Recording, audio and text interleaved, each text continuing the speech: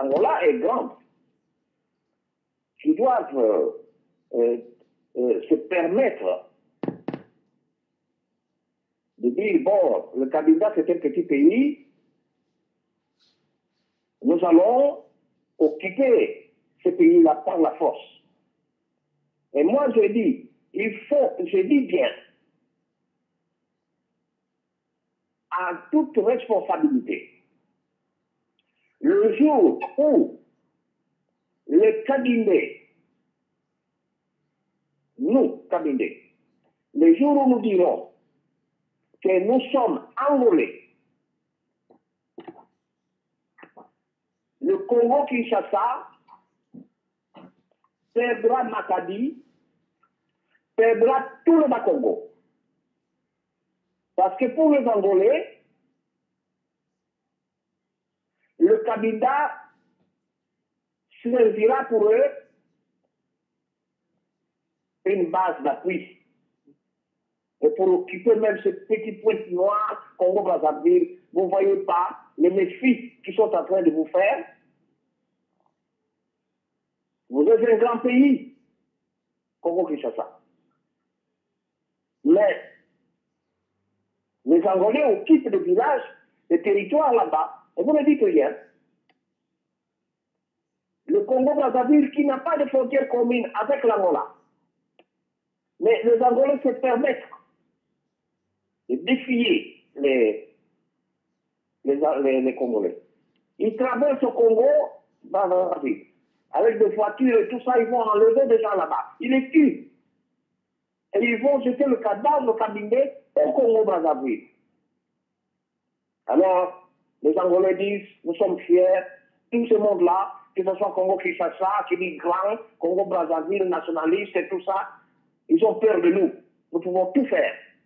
Raison pour laquelle ils persistent à ce que le Cabinda soit envahi, occupé par eux, parce que ça sera un point d'avance pour eux, pour permettre d'occuper le reste de l'ancien royaume du Congo. Tout le territoire de l'ancien royaume du Congo, les Angolais veulent l'occuper. Et si vous n'avez pas encore vu ça dans vos analyses politiques, Zita Henrique Thiago vous le dit. Mais nous disons que le Cabinda a eu son indépendance dans le royaume du Congo. C'est Makongo, Mangoyo, Maluango. Cette province du Congo a eu son indépendance dans le royaume du Congo. C'est la province de Ngoyo. À partir de Mwanda, tout ça, jusqu'à la rive droite de Matadi, tout ça, c'était le Cabinda. Mais je dis bien, je le répète, en toute responsabilité, que si les autorités congolaises du Congo-Brazzaville et Congo-Kinshasa continuent à s'amuser avec les Angolais leur montreront ce qu'ils sont.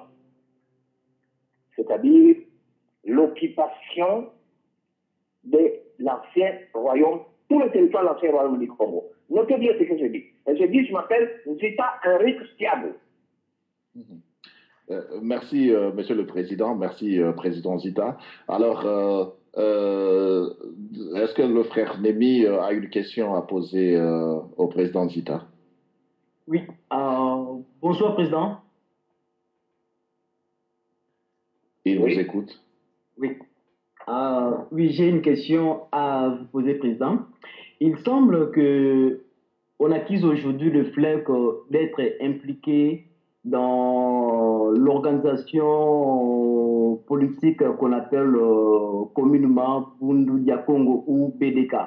Alors, ce qui fait même que le gouvernement congolais puisse témoigner de l'anticipature vis-à-vis de votre parti qui est le FLEC. Pouvez-vous aujourd'hui le démentir ou l'affirmer? Est-ce que mon frère là, je dis bien que je n'entends pas très bien. Est-ce que vous pouvez Alors, le frère, Monsieur Némi, le confrère Némi, vous a posé la question de savoir, aujourd'hui, on vous accuse, c'est-à-dire Fleck Flack, on accuse Fleck Flack d'être en connivence avec le mouvement Boudoudian Congo de Kinshasa, raison pour laquelle Kinshasa a un peu de réserve vis-à-vis de vous. Est-ce que vous nous confirmez que Fleck Flack est en contact avec Bouloudia Congo où vous pouvez vous pouvez démentir ça aujourd'hui? Et moi, je vais vous dire ceci. D'abord, je ne connais pas, j'ai entendu parler de ce mouvement Bouloudia Congo. J'ai entendu parler de ça. Mais moi, je vais vous dire, j'ai fait toute mon enfance à Kisangani. Je suis du MLC Lumumba. Je vais bien ajouter 100% MLC Lumumba. Moi, Zita. J'ai fait mes petites études à Kisangani. Toute mon enfance à Kisangani.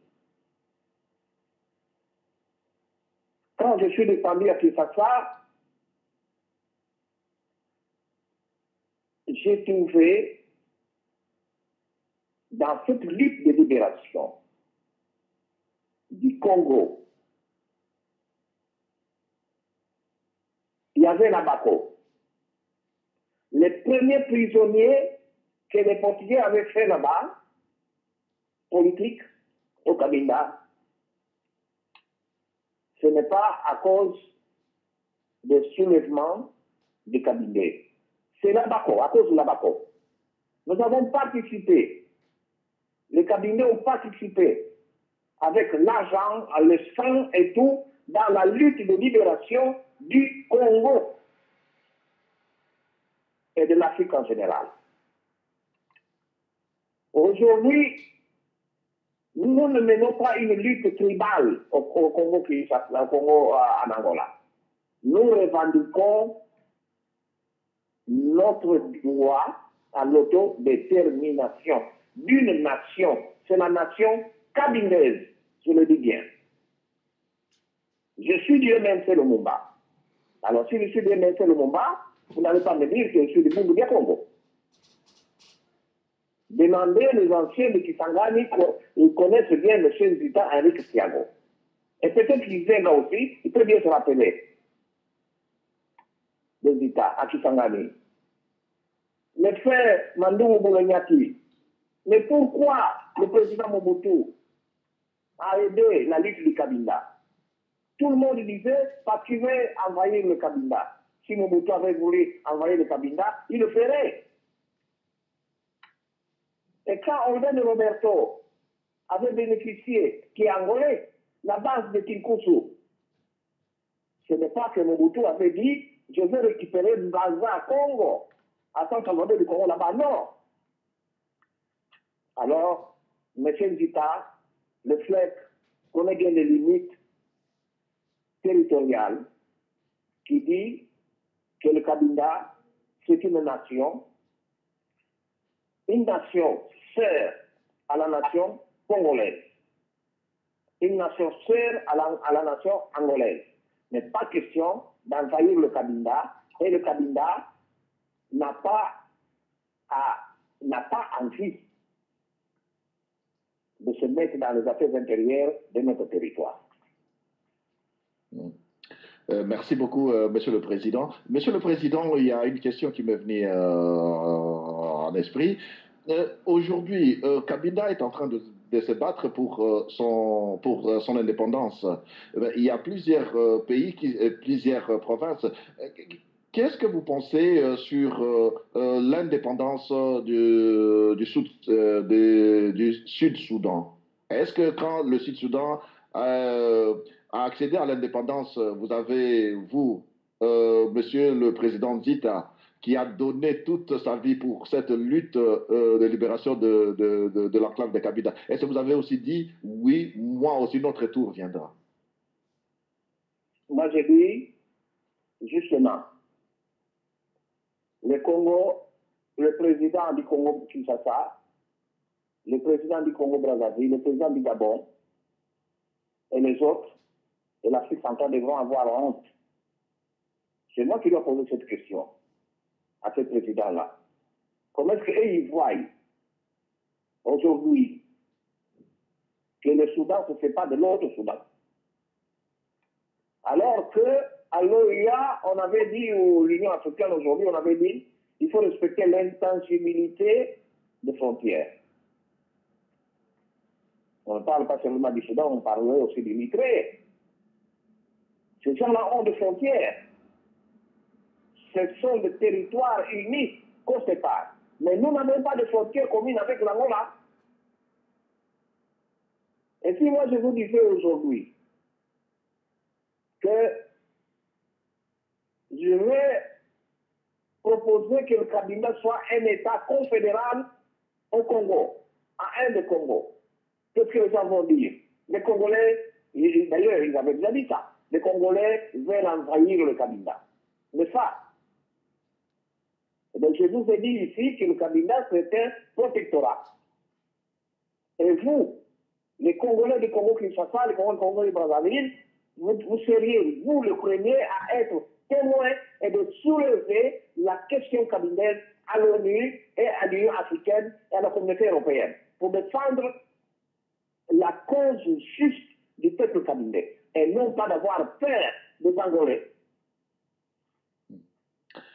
Alors, Monsieur le Président, aujourd'hui, le Kabila n'est pas représenté au niveau de l'Union africaine. Est-ce que vous ne voyez pas que laisser de tels forums comme ça, sans une représentation du peuple kabylais, vous ne voyez pas que vous donnez la carte blanche à l'Angola de continuer son occupation du Kabila? Les représentants de l'Union africaine connaissent bien le Kabila. Ils ont attribué le numéro 39, je pense. Si vous demandez M. Jean Ping, qui était ministre des Affaires étrangères du Gabon, il vous dira qu'il connaît très bien le problème kabylais. Il vous dira qu'il connaît très bien M. Zita. Il vous dira qu'il connaît très bien le FLEC. Vous avez des dossiers. Les autorités ont des dossiers. Le seul président Ranko Frank du FLEC, dans la conférence de Caire, avait déclaré l'indépendance du Kabila. En pleine conférence de l'Union africaine, de l'OIA à l'époque. Alors, l'ONU ou l'OIA reconnaissent très bien la question kabylaise. Moi, personnellement, j'ai eu des correspondances avec le premier secrétaire général Diallo Telli. Quand nous avons formé le FLEC en 1963 à Pointe-Noire, nous avons écrit une lettre là-bas. Il nous a répondu, il a reconnu. Quand j'ai formé le comité des bons offices angolais, parce que les Angolais avaient des mouvements, plusieurs mouvements à Kinshasa, j'avais demandé l'autorisation au secrétaire général Diallo Telli. Je suis Kabylais, je suis du FLEC, mais j'aimerais bien que les Angolais s'entendent pour qu'on puisse mener la lutte ensemble contre le colonialisme portugais. J'ai eu des réponses en tant que Kabylais. Donc la question kabylaise est bien connue par l'ONU, par l'OIA. Et je dirais ceci. Monsieur Agustin Neto, lors de son dernier voyage qu'il a fait à Cabinda, avec nos frères kabylais, ce n'est pas la peine de prendre de lance. Nous devons négocier. M. Eduardo dos Santos fait ça, que Agustin Neto avait laissé ça. Est-ce qu'il respecte ça, oui ou non? Donc, l'ONU, l'OIA et toutes ces institutions reconnaissent bien le problème kabylais, mais il faut que le Congo-Brazzaville, le Congo-Kinshasa et le Gabon aient le courage de représenter, de parler du Kabila dans ces instances-là. Merci beaucoup, Monsieur le Président. Alors,